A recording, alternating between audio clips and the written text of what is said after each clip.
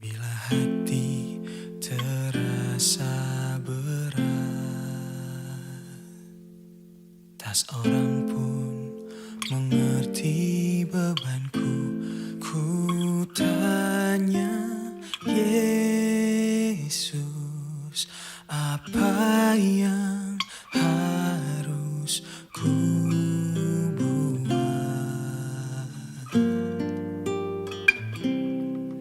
Dia berfirman, mari datanglah. Dia selalu pedulikan aku. Ku datang, Yesus.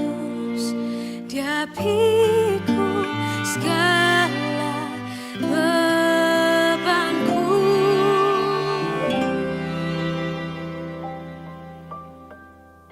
Sujud di altarnya, ku bawa hidupku. Ku terima anugerahnya, Dia ampuniku dan bebaskanku.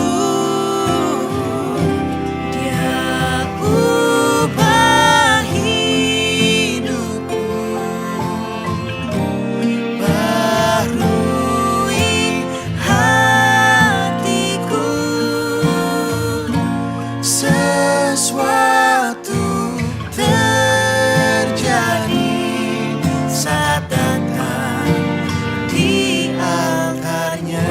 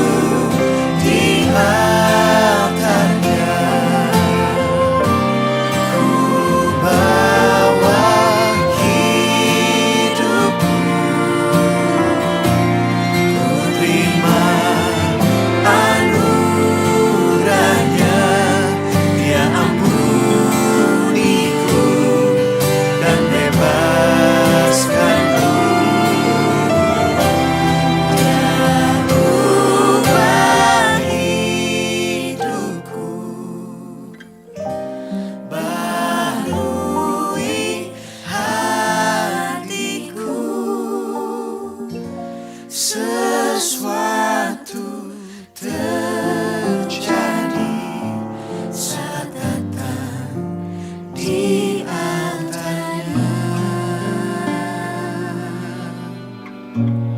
Pemulihan terjadi,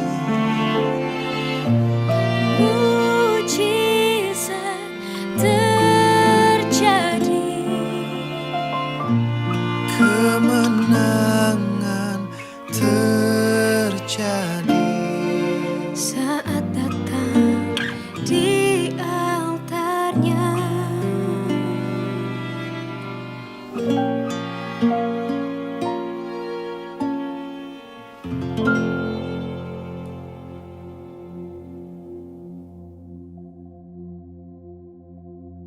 Shalom dan selamat pagi jemaat Tuhan. Sebelum kita memulakan ibadah kita pada pagi hari ini, mari kita berdoa bersama-sama.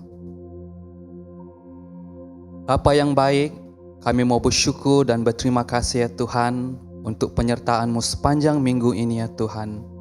Kami dapat mengikuti kebaktian pagi hari ini semuanya karena anugerah-Mu ya Tuhan. Dan saat ini Tuhan, kami meminta dengan kerendahan hati pengampunan dosa daripada Engkau ya Tuhan. Ampuni kami jika di dalam sepanjang kehidupan kami, sepanjang minggu ini Tuhan, kami telah mendukakan Engkau ya Tuhan. Ampuni kami Tuhan jika apa yang kami lakukan itu tidak berkenan di hadapan-Mu ya Tuhan. Dan saat ini juga ya Bapa, kami juga berdoa kiranya hadirat-Mu akan memenuhi setiap kami Tuhan, dimanapun kami berada, semasa kami mengikuti kebaktian ini secara atas talian. Dan Tuhan Yesus, kami juga berdoa ya Tuhan, persiapkan setiap hati kami Tuhan, biarlah hati dan fikiran kami hanya tertuju kepada Engkau ya Tuhan. Bagi setiap kami yang melayani Tuhan, pakai kami semua ya Tuhan sebagai alat-Mu ya Tuhan, untuk menjadi saluran berkat bagi setiap kami yang mengikuti kebaktian ini ya Tuhan. Dan Bapa di surga, kami juga berdoa, biarlah Engkau yang bekerja di tengah-tengah kami, biarlah ketika firman-Mu diberitakan, firman-Mu akan menjadi satu kekuatan bagi kami ya Tuhan, memberi dorongan, hikmat dan juga kekuatan sepanjang kami hidup di dalam sepanjang kehidupan kami saat ini ya Tuhan. Dan kami menyerahkan ibadah kami ke dalam tangan-Mu, bekerjalah Engkau ya Bapa. Di dalam nama Yesus Kristus kami berdoa. Amin. Haleluya, mari kita berikan sorak-sorai bagi Tuhan kita Yesus. Kita mau menyatakan di dalam pujian kita, nama Yesus, nama yang berkuasa. Amin. Haleluya.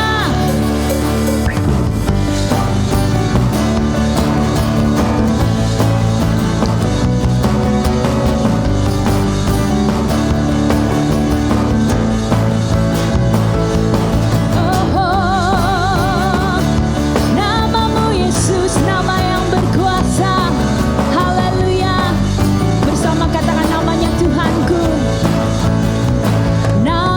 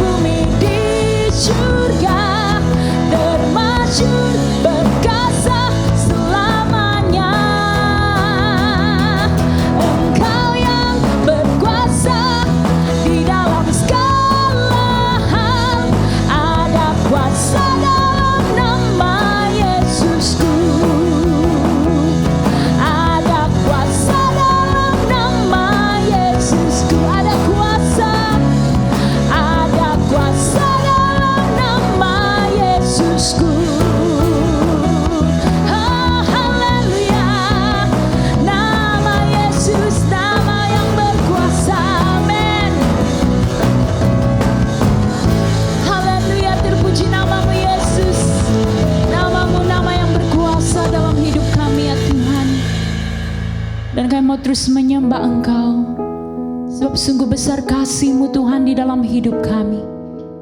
Dan kami mau terus membawa hidup kami ya Tuhan di altar-Mu, sebagai persembahan yang hidup dan berkenan di hadapan-Mu ya Tuhan. Haleluya Yesus.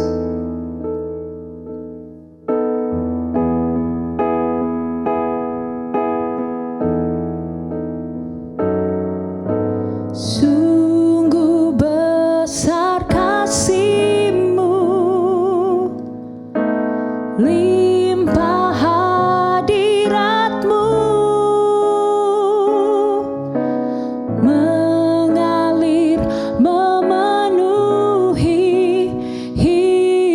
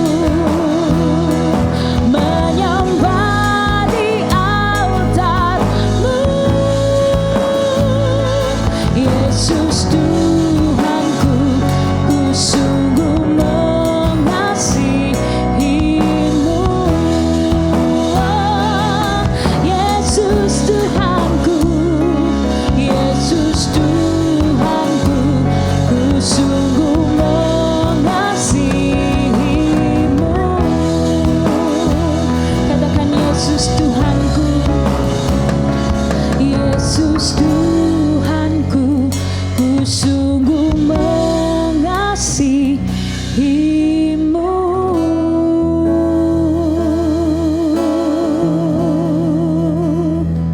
Terima kasih Yesus. Haleluya.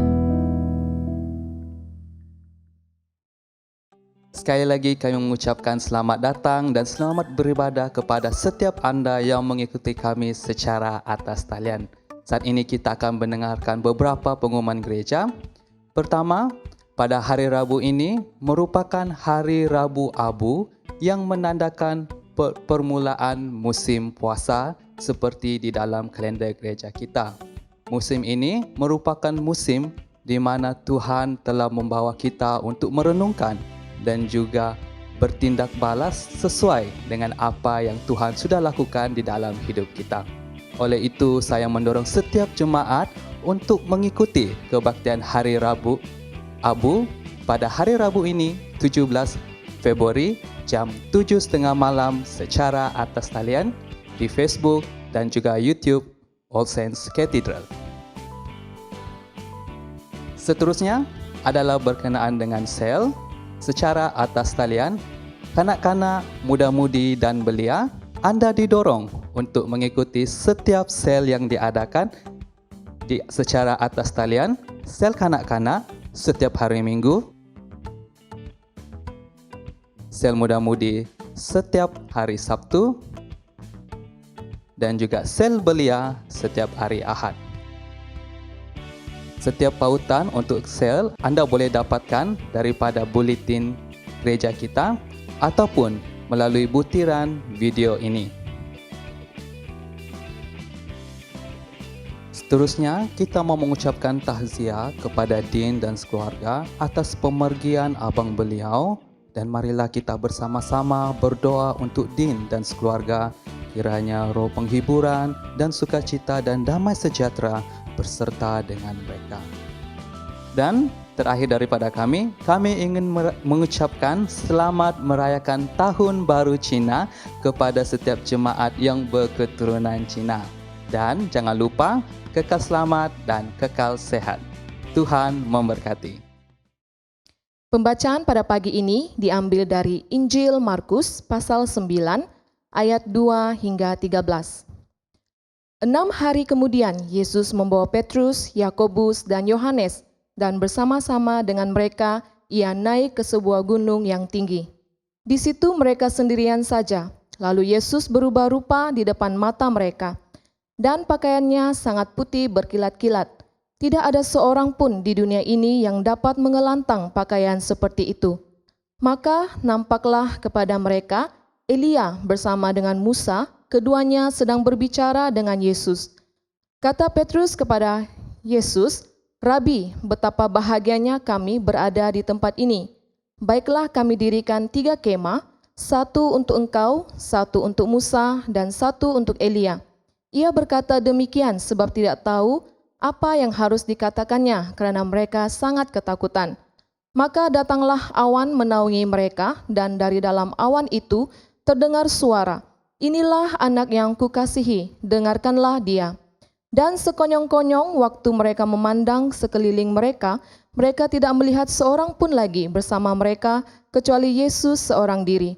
Pada waktu mereka turun dari gunung itu, Yesus berpesan kepada mereka supaya mereka jangan menceritakan kepada seorang pun apa yang telah mereka lihat itu sebelum Anak Manusia bangkit dari antara orang mati. Mereka memegang pesan tadi sambil mempersoalkan di antara mereka apa yang dimaksud dengan bangkit dari antara orang mati. Lalu mereka bertanya kepadanya, "Mengapa ahli-ahli Taurat berkata bahwa Elia harus datang dahulu?" Jawab Yesus, "Memang Elia akan datang dahulu dan memulihkan segala sesuatu. Hanya bagaimanakah dengan yang ada tertulis mengenai Anak Manusia, bahwa ia akan banyak menderita dan akan dihinakan. Tetapi aku berkata kepadamu, memang Elia sudah datang, dan orang memperlakukan dia menurut kehendak mereka, sesuai dengan yang ada tertulis tentang dia." Inilah firman Tuhan. Syukur kepada Allah. Shalom, selamat pagi saudara dan saudari yang dikasihi di dalam nama Tuhan Yesus. Saya juga mengambil kesempatan mengucapkan selamat Tahun Baru Cina kepada saudara dan saudari yang menyambut atau merayakannya. Mari kita berdoa. Allah Bapa di surga yang kami sembah dan kenal melalui anak-Mu Yesus Kristus, Tuhan, sekali lagi kami menaikkan pujian, syukur, hormat dan kemuliaan kepadamu karena memberi kami kesempatan walaupun pada masa begini yaitu pandemi COVID-19, namun kami masih berkesempatan untuk beribadah bersama-sama sebagai jemaah-Mu. Dan kami percaya Engkau hadir di tengah-tengah kami dimanapun kami berada. Dan Engkau juga menyatukan kami di dalam iman kami kepada anak-Mu Yesus Kristus. Bapa di surga, kami berdoa agar Engkau terus menyertai kami dan memberkati kami dan memberkati pemberitaan firman-Mu. Biarlah firman-Mu Tuhan dapat kami faham dan dapat kami terapkan di dalam kehidupan kami masing-masing agar kami terus memuliakan anak-Mu Yesus Kristus sebagai Tuhan dan penyelamat kami. Terima kasih Tuhan, dalam nama Yesus kami berdoa dan mengucap syukur. Amin. Saudara dan saudari, mari kita melihat ayat 7 yaitu Markus pasal 9 seperti yang sudah dibaca sebentar tadi. Ayat 7 berbunyi, maka datanglah awan menaungi mereka dan dari dalam awan itu terdengar suara, inilah anak yang kukasihi, dengarkanlah dia. Inilah anak yang kukasihi, dengarkanlah dia. Di dalam ayat ini ada suara yang menyatakan bahwa Yesuslah anak yang dikasihi oleh pemilik suara itu, dan dikatakan di situ, dengarkanlah dia. Saudara dan saudari, pada hari ini kita mau mengenal siapakah anak yang dikasihi. Yang dikatakan di dalam suara sebentar tadi yang kita sudah baca di dalam ayat yang ke-7. Dan bukan saja kita mau mengenal lebih dekat lagi siapakah anak yang dikasihi itu, kita juga mau mengetahui apakah yang dimaksudkan, dengarkanlah dia. Jadi di dalam ayat ini ada dua perkara. Pertama, Yesus diperkenalkan sebagai anak yang dikasihi oleh Allah Bapa. Dan perkara yang kedua merupakan satu perintah, yaitu dengarkanlah dia, yaitu dengarlah Yesus. Nah, untuk mengetahui siapakah Yesus, mengapa dia disebut sebagai anak yang dikasihi, dan mengapa kita harus mendengar dia, mari kita melihat peristiwa yang dicatatkan oleh penulis Injil Markus di dalam Markus pasal 9 ayat 2 hingga yang ke-13. Markus pasal 9 ayat 2 hingga 13. Kalau kita melihat di dalam Alkitab kita masing-masing, petikan ini diberi tajuk Yesus dimuliakan di atas gunung. Yesus dimuliakan di atas gunung, atau dalam bahasa teologinya ini disebut sebagai transfigurasi Yesus, ya, transfigurasi Yesus. Maksudnya seperti tajuk yang tercatat di dalam Alkitab, Yesus dimuliakan di atas gunung. Yesus dimuliakan di atas gunung. Dan kalau kita lihat petikan ini, yaitu dari ayat 2 hingga 13, kita boleh bahagikan kepada 4 bahagian. Yang pertama, Yesus berubah rupa di depan mata Petrus, Yakobus dan Yohanes. Yesus berubah rupa di depan mata Petrus, Yakobus, dan Yohanes. Dan ini kita boleh lihat di dalam ayat 2 hingga yang keempat, dan juga boleh merujuk dalam Matius pasal 17 ayat 2 dan Lukas pasal 9 ayat 29. Dan kita boleh merujuk kembali di dalam Perjanjian Lama, yaitu Keluaran pasal 24 dan 34. Ya, di mana di sini Musa di atas gunung Sinai, dia bertemu dengan Allah. Dan ini sudah diceritakan atau sudah dicatat di dalam Keluaran pasal 24 dan pasal 34. Tetapi di dalam Markus pasal 9 ayat 2 hingga 4, kita melihat bagaimana Yesus bersama dengan 3 orang murid, yaitu Petrus, Yakobus, dan Yohanes, naik ke sebuah gunung yang tinggi. Tidak disebut nama gunung ini. Ya, bukan seperti Musa naik di atas gunung Sinai. Atau ada yang mengatakan naik di atas gunung Tabor. Tetapi di dalam petikan ini penulis Injil Markus tidak menyebut nama gunung yang tinggi ini. Saudara dan saudari, ini lebih dilihat secara teologi dan bukan secara geografi.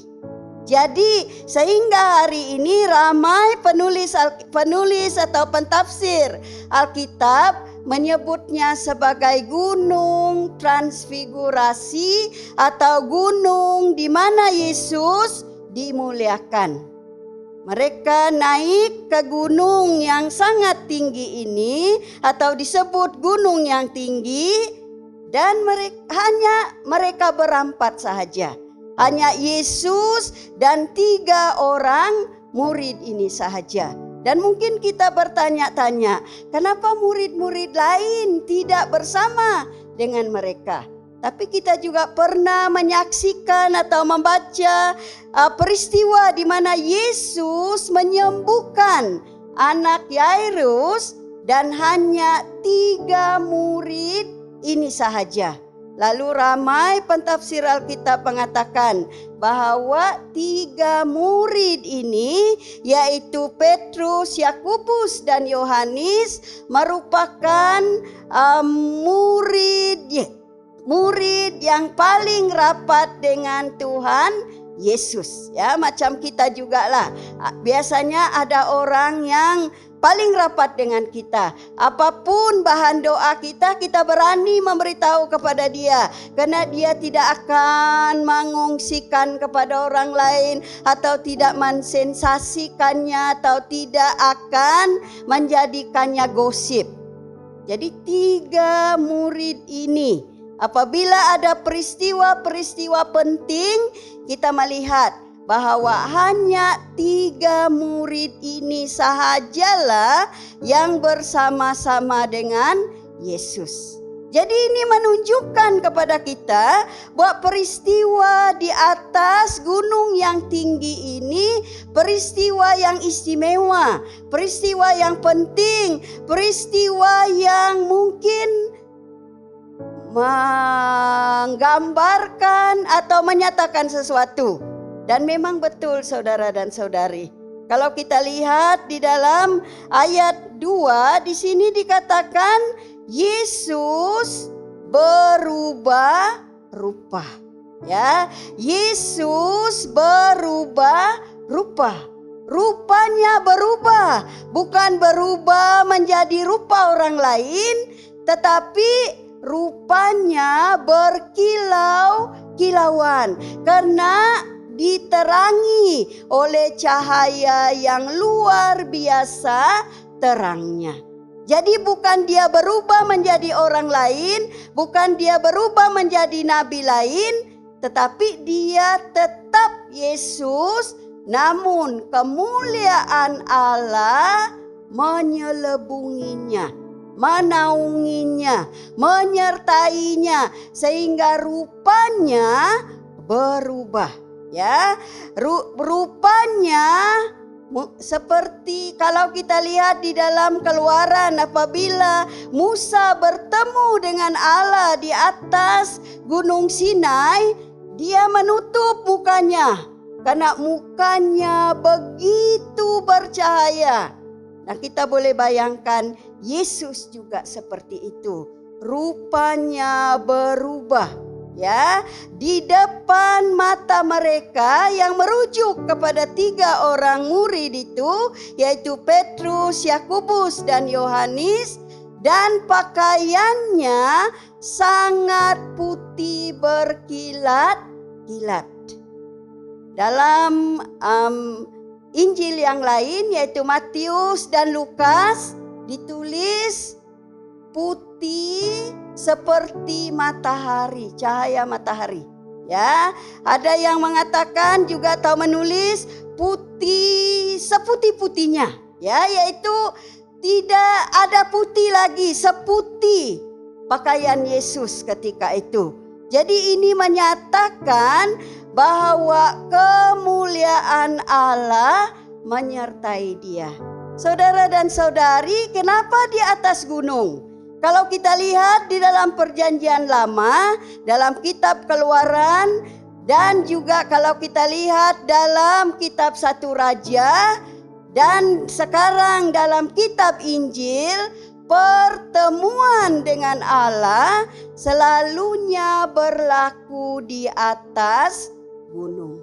Jadi tidak heranlah ada orang-orang Kristen membina rumah doa di atas gunung. Kalau kita pergi ke Korea, ya, mereka ada rumah-rumah doa di atas gunung. Nah, ini mengambil contoh dari Perjanjian Lama, di mana dan juga sekarang di dalam kitab Injil, pertemuan dengan Allah berlakunya di tempat yang tinggi, yaitu di gunung yang tinggi. Jadi Yesus berubah rupa di depan mata mereka dan pakaiannya sangat berkilat-kilat. Dalam arti kata yang lain, Yesus dimuliakan. Perubahan rupanya, perubahan pakaiannya menunjukkan atau menyatakan bahwa kemuliaan Allah bersama-sama dengan dia. Allah menyatakan kemuliaannya sebagai anaknya, anak yang diutusnya ke dunia ini. Saudara dan saudari, kalau kita lihat seterusnya, ada ada 2 tokoh Alkitab yang bersama dengan Yesus ketika itu. Siapakah mereka? Ya, 2 orang, yaitu Elia dan Musa. Beberapa minggu ya, kita sudah mendengar banyak khotbah dari kitab Keluaran. Kita melihat dan mendengar bagaimana Musa menerima Taurat daripada Allah. Dan dia menyampaikan Taurat itu kepada umat Allah. Musa ada bersama-sama dengan Yesus waktu Yesus dimuliakan.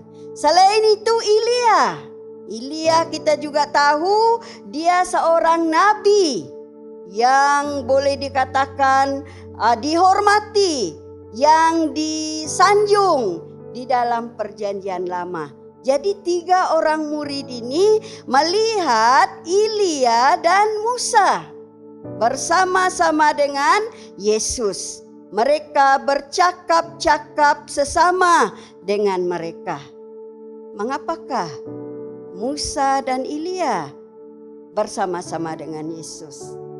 Ramai pentafsir Alkitab berkata, kemunculan singkat Musa dan Elia menyatakan peranan eskatologi Yesus. Ya, peranan Yesus yaitu dia akan mati di atas kayu salib, dia akan dibangkitkan dan dia akan datang lagi. Ya, ini peranan yang diberikan oleh Allah kepada Tuhan Yesus. Jadi kemunculan singkat dua tokoh Alkitab ini yaitu Musa dan Elia memenuhi nubuat di dalam perjanjian lama. Pengharapan orang Israel di dalam perjanjian lama. Boleh kita katakan bahwa Yesuslah yang memenuhi atau menyempurnakan apa yang dinubuatkan oleh nabi-nabi dalam perjanjian lama. Dan kita lihat di dalam ayat 5 dan 6, Petrus seperti yang kita sudah kenal kepribadiannya, selalu mau mengatakan sesuatu. Dia selalu bertindak secara spontan. Dan dia kata, oh mari kita, bolehkah kami atau baiklah kami dirikan 3 kemah. Untuk Musa, untuk Elia, dan untuk Yesus. Tetapi kalau kita lihat ayat seterusnya dikatakan mereka sangat ketakutan. Jadi besar kemungkinan reaksi Petrus ya dan 2 orang murid itu yang sangat ketakutan itu karena mereka tiba-tiba melihat Yesus berkilau-kilau ya. Yesus begitu putih pakaiannya. Bukan itu saja, ada Nabi Musa dan ada Nabi Elia. Dan mereka kata, marilah kita dirikan 3 kemah. 1 untuk Musa, 1 untuk Elia, dan 1 untuk Yesus. Saudara dan saudari, kemudian kita akan melihat bahwa Musa dan Elia tidak ada lagi bersama-sama dengan Yesus. Hanya Yesus saja. Dan kalau kita lihat di dalam ayat 7 hingga 8, di sini dikatakan awan datang menaungi mereka. Dan sebagaimana yang saya sudah baca awal-awal tadi di dalam ayat 7 dikatakan inilah anak yang kukasihi, dengarkanlah dia. Jadi walaupun ada Elia dan Musa, tetapi yang mau dinyatakan oleh Allah Bapa melalui suara di dalam awan itu bahwa Yesuslah anak yang dikasihinya. Dan dia menyelipkan perintah, dengarkanlah dia. Ya, jadi awan datang menaungi mereka. Menaungi mereka besar kemungkinan termasuklah murid-murid itu.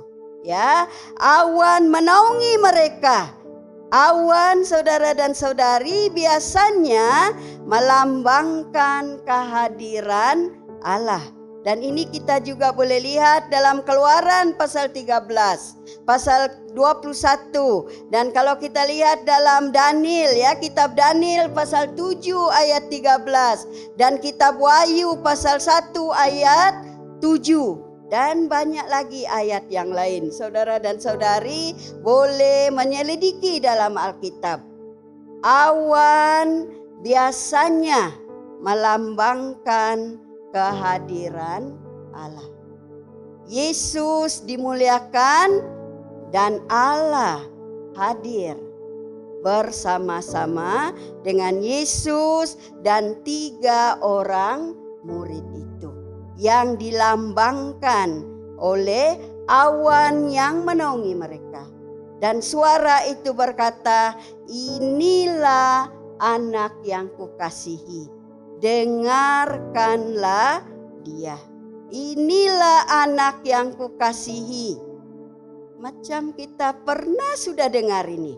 Ya, masa Yesus dibaptis oleh Yohanes Pembaptis. Suara yang sama juga. Tapi perbezaannya hanya Yesus yang mendengar suara itu ketika dia dibaptis. Ketika dia dibaptis oleh Yohanes Pembaptis, suara mengatakan, inilah anakku yang kukasihi. Yesus mendengarnya. Tetapi di dalam peristiwa Yesus dimuliakan di atas gunung ini atau transfigurasi Yesus ini, bukan hanya Yesus yang mendengar, tetapi juga 3 orang murid itu, yaitu Petrus, Yakobus, dan Yohanes. Mereka mendengar suara yang mengesahkan bahwa Yesuslah anak yang dikasihi oleh Allah Bapa. Suara yang mengesahkan bahwa Yesus sebagai anak Allah. Dan suara itu juga berkata, dengarkanlah dia. Dengarkanlah dia. Bukan dengar begitu saja. Ya, bukan seperti dengar telinga sebelah kiri keluar dari telinga sebelah kanan. Dengarkanlah dia, maksudnya percayalah kepada dia. Dengarkanlah dia, maksudnya ikutlah dia. Dengarkanlah dia berarti turutilah dia. Saudara dan saudari, dengarkanlah dia, maksudnya taatilah Tuhan Yesus. Suara berkata, inilah anakku ya, anak yang kukasihi. Allah mengesahkan, Allah menyatakan bahwa Yesuslah anak yang dikasihinya. Dan kita boleh lihat ini di dalam Yohanes 3:16. Karena begitu besar kasih Allah, dikurniakannya anaknya yang tunggal.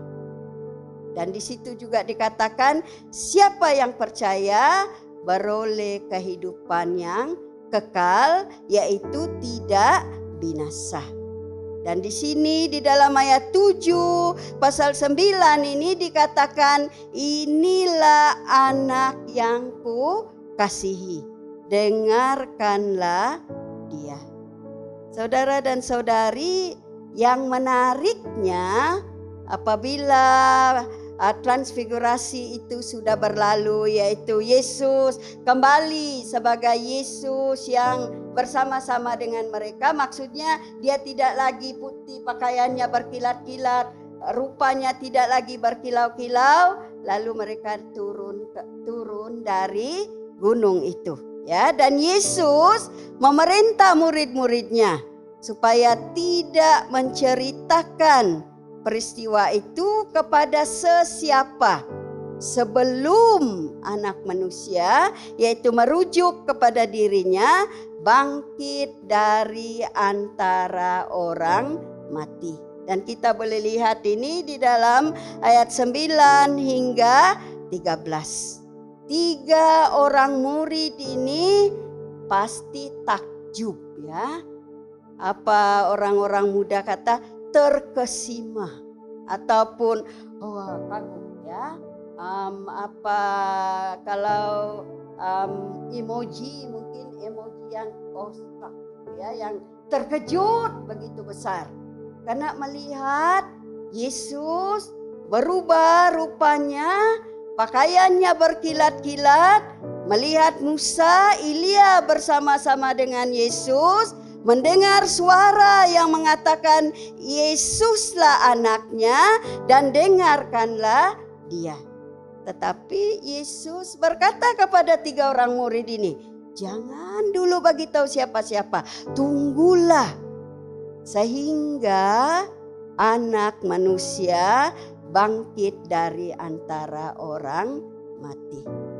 Bagi kita hari ini, kita sudah tahu bahwa Yesus mati di atas kayu salib. Pada hari yang ketiga Yesus bangkit dari antara orang mati. dalam pengakuan iman kita, kita mengakui bahwa Yesus menderita di atas kayu salib, Yesus menebus kita daripada dosa-dosa kita, Yesus menyelamatkan kita. Kita juga setiap kali mengambil perjamuan kudus, kita kata Kristus telah mati, Kristus telah bangkit, Kristus akan datang lagi. Tapi pada ketika ini perkara itu belum berlaku lagi. Yesus baru mau menuju ke Yerusalem. Yaitu kita sudah tahu sekarang ini karena kita sudah membaca apa yang ditulis oleh penulis-penulis Injil. Yesus akan ditangkap. Dia menderita, diseksa sampai mati. Waktu peristiwa ini berlaku apabila Yesus dimuliakan di atas gunung atau transfigurasi Yesus, 3 orang murid ini yaitu Petrus, Yakobus dan Yohanes belum tahu lagi. Jadi mereka bersoal jawab sesama mereka. Apa yang dia maksudkan? Bangkit dari antara orang mati. Saudara dan saudari, peristiwa Yesus berubah rupa ini yang juga dikenali sebagai transfigurasi Yesus atau Yesus dimuliakan di atas bukit sangat-sangat penting, ya. Ketiga-tiga Injil sinoptik yaitu Matius, Markus dan Lukas mencatatnya. Markus 9 ayat 2 hingga 13, Matius 17 ayat 1 hingga 13, dan Lukas pasal 9 ayat 28 hingga 36. Ia sangat bermakna kepada ketiga-tiga murid ini. Karena sebelum itu kalau kita lihat di dalam Markus pasal 8 ayat 27 hingga 31,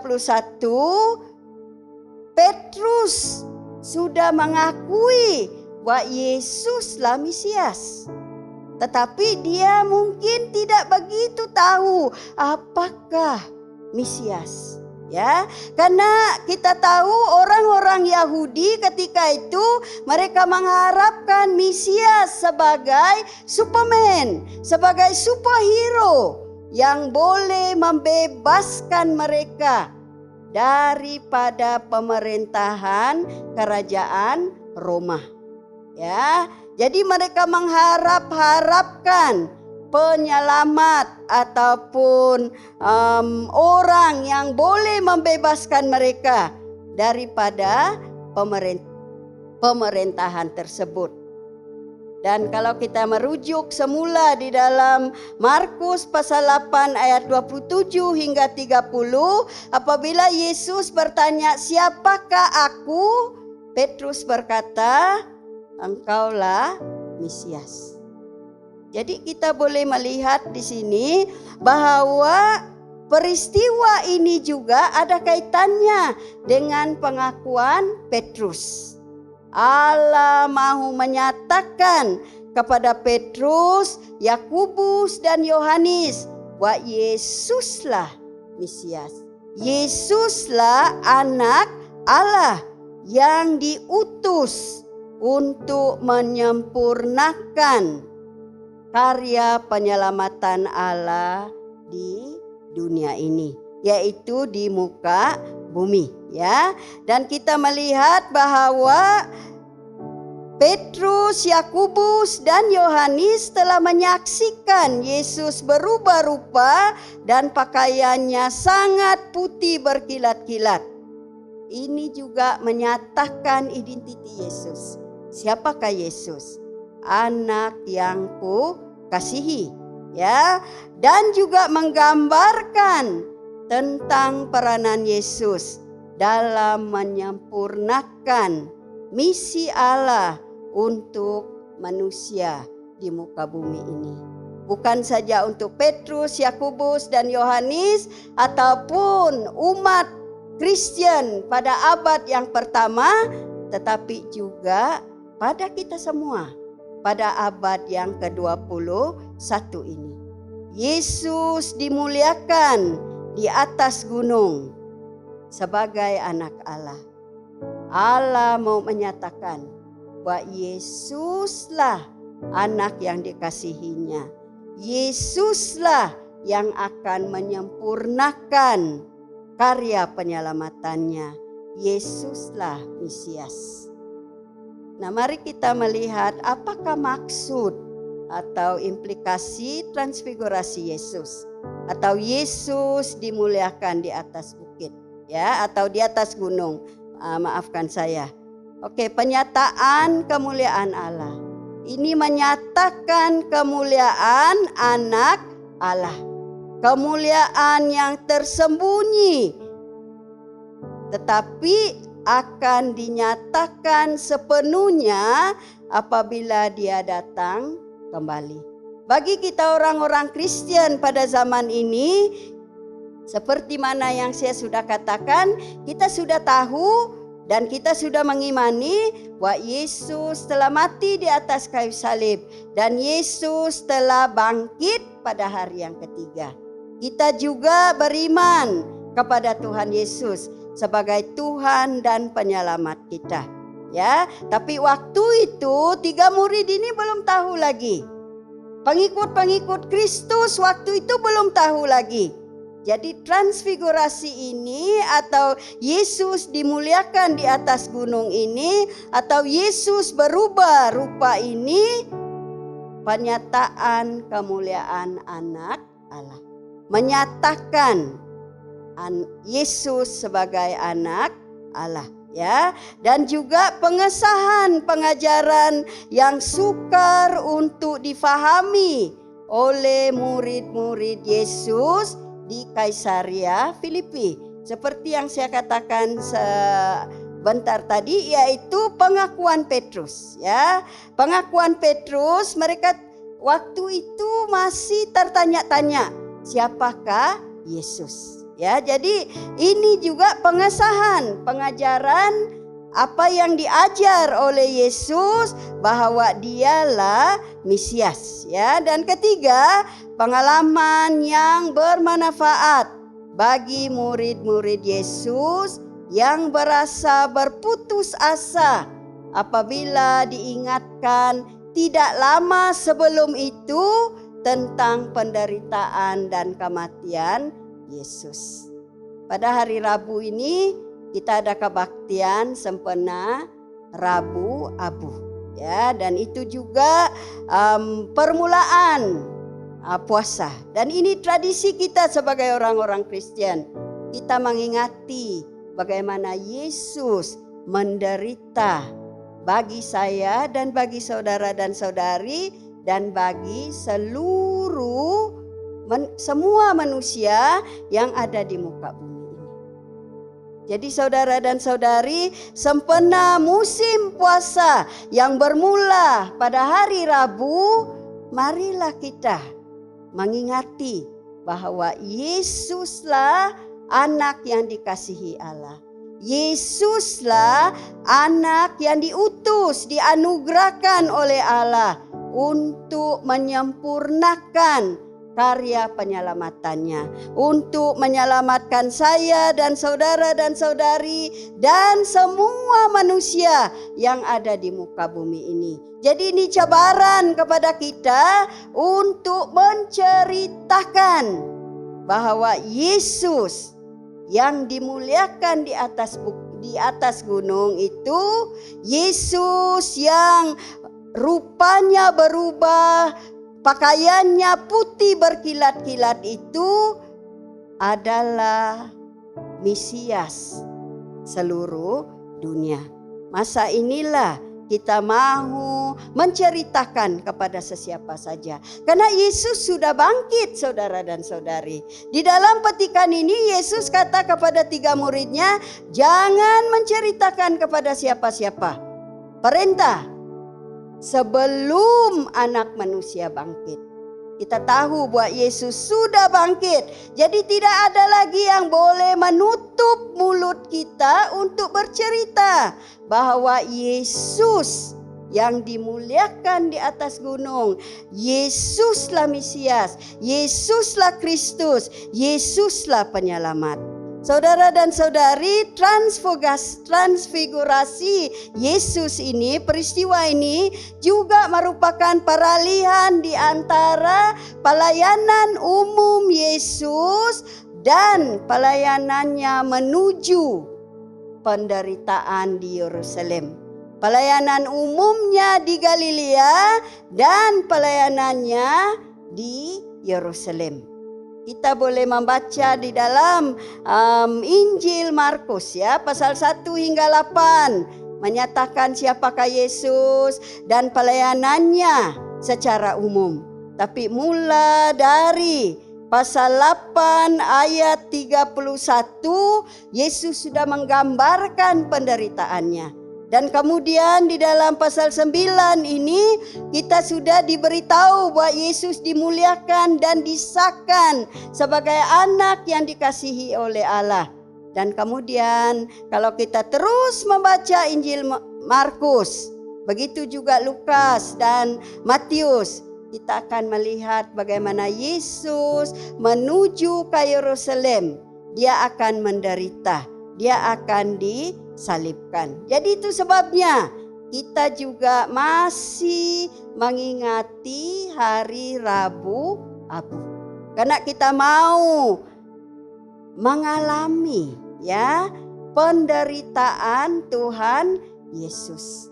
Bagaimana dia menderita untuk kita. Jadi kita juga mau mengingatkan diri kita sendiri dan sesama kita orang Kristen bahwa Yesus menderita untuk kita. Karena dialah Mesias, Kristus, penyelamat, penebus yang diutus oleh Allah. Dan ini disahkan di dalam peristiwa yang dicatat oleh penginjil atau penulis Injil Markus pasal 9 ayat 2 hingga 13 ya. Nah, saudara dan saudari, apakah implikasi Yesus dimuliakan di atas gunung ini atau transfigurasi Yesus ini kepada kita pada hari ini? Mungkin pada waktu pandemik COVID-19 ini ramai orang sudah mulai berputus asa. Mungkin ada yang bertanya-tanya, ingatkan 2020 sudah berlalu, 2021 keadaan lebih baik. Tetapi lepas PKP, PKPB, PKPD, balik lagi PKP, balik SOP kita punya kerajaan pun hampir setiap hari berubah-ubah. Sehingga kita sebagai rakyat juga keliru. SOP mana yang mau diikuti ini? Ya, saudara dan saudari, bacalah petikan ini sekali lagi. Karena di sini menyatakan bahwa Yesus yang dimuliakan, dia hadir di tengah-tengah kita. Dia Immanuel ya, dia Immanuel, Allah menyertai kita. Jadi transfigurasi Yesus mengesahkan kepada kita siapakah Yesus yang tidak berubah dari dahulu, sekarang sampai selama-lamanya. Minggu lalu kita sudah mendengar khotbah Archbishop Melter ya mengenai firman yang menjadi manusia. Firman yang sudah sedia ada ya, bukan dicipta tetapi dia berada di tengah-tengah kita sebagai manusia. Hari ini juga sekali lagi kita diingatkan melalui petikan ini bahwa Yesus menyertai kita pada tahun 2020, pada tahun 2021 dan pada tahun-tahun yang akan datang. Kita tidak pasti bila COVID-19 berlalu. Bila penularan coronavirus diputuskan. Tetapi yang kita pasti, Yesus yang dimuliakan di atas gunung.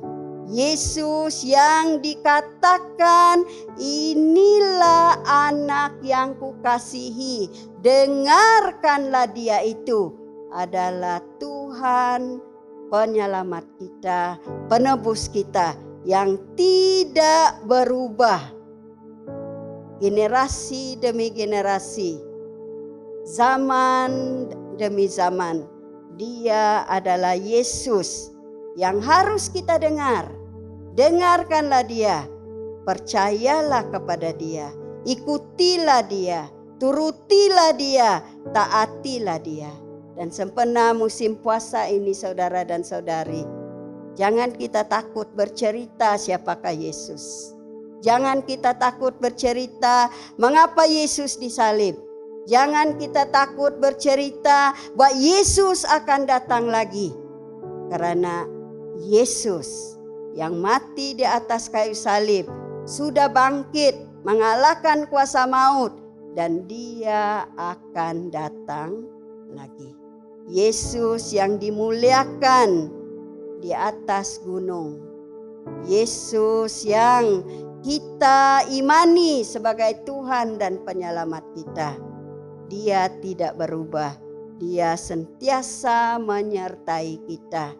Banyak cerita, banyak berita. Tetapi dengarkanlah Yesus. Karena dialah yang diutus oleh Allah sebagai anak yang dikasihinya. Mari kita berdoa. Allah Bapa di surga, Tuhan kami bersyukur untuk peringatan-Mu kepada kami melalui firman-Mu pada hari ini. Terima kasih Tuhan karena sekali lagi kami diingatkan siapakah Yesus. Yesus anak yang Kau kasihi telah Engkau utus dan anugerahkan kepada kami yang ada di muka bumi ini untuk menyelamatkan kami. Tuhan kami bersyukur karena apapun keadaan Engkau menyertai kami Tuhan. Karena Engkau hadir di tengah-tengah kami. Jadi kami tidak perlu risau, kami tidak perlu takut.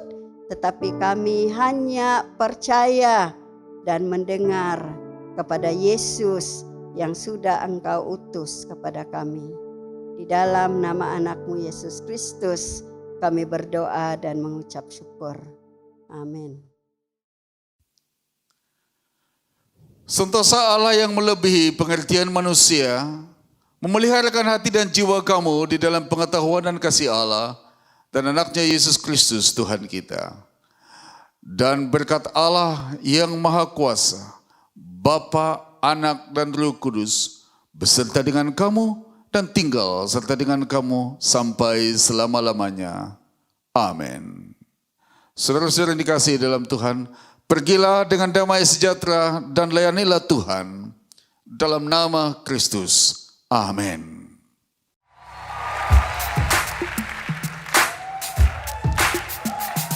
Tepuk tangan buat Yesus.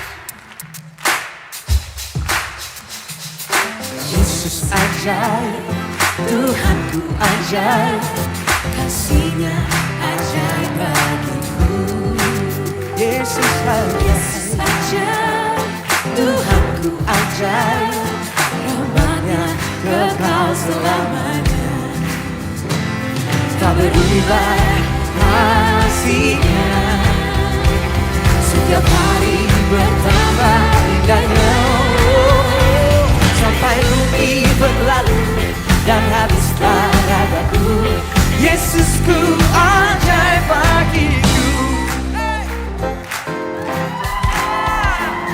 Oh Yesus ajaib, Tuhanku ajaib, kasih-Nya ajaib bagiku.